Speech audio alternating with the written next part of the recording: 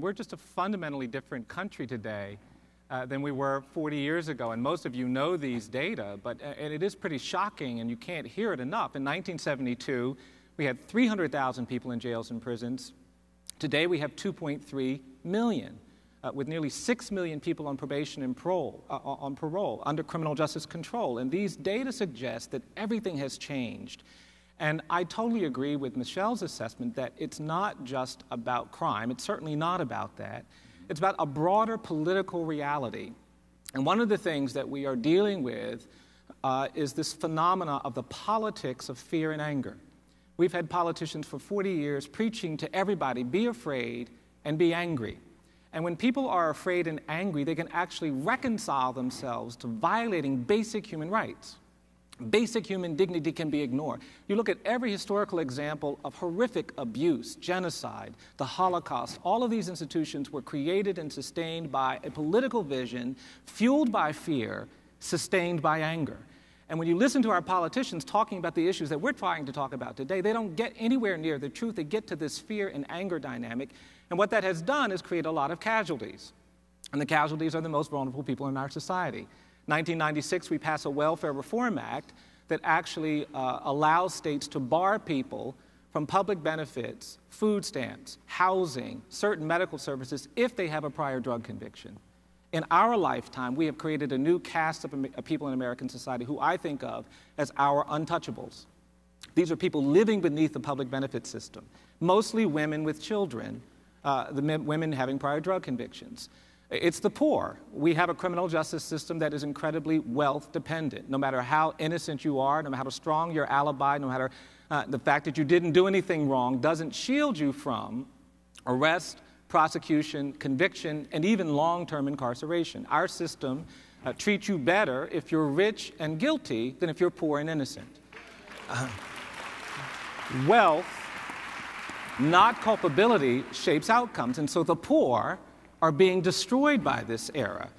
It's the mentally ill. Many of the people who have been sent to jails and prisons are disabled by mental illness. We don't treat mental illness in poor and minority communities. We just throw people into jail and prison. We don't help children who are dealing with these developmental disabilities or coming out of households where there's struggle. We put them in jail or prison. We pull them out of the schools because they can't deal with these kinds of cultural norms. We call them criminal. We put them in juvenile detention facilities, and they get on this pipeline to prison. And what I think that creates is this phenomena that requires a deeper look, a deeper reality. Of all the vulnerabilities that I'm most concerned about, it is the plight of young people. It's children. I work in communities where the kids that I'm working with tell me by the time they're 13 or 14 that they don't believe that they're going to be free or alive by the time they're 21.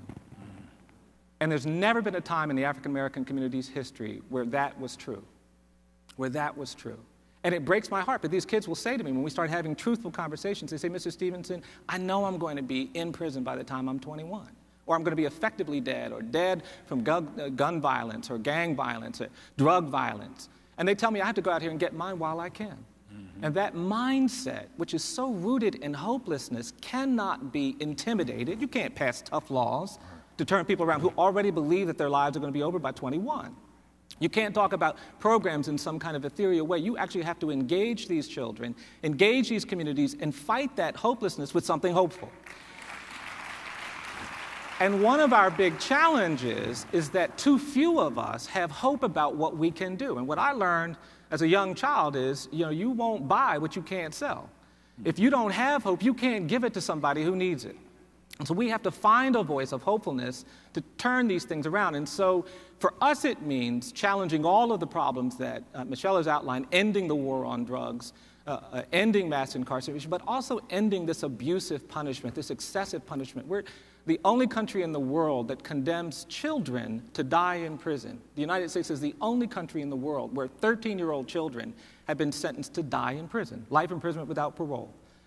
We're the only country besides Somalia that has refused to sign the Covenant on the Rights of the Child. That's the doctrine that actually prevents children from being enslaved and abused and prosecuted. The reason why we won't sign it is because there's a provision in there about no death penalty and no life in prison. And we're unwilling to sign it because of that. And we're being held hostage by these politics of fear and anger.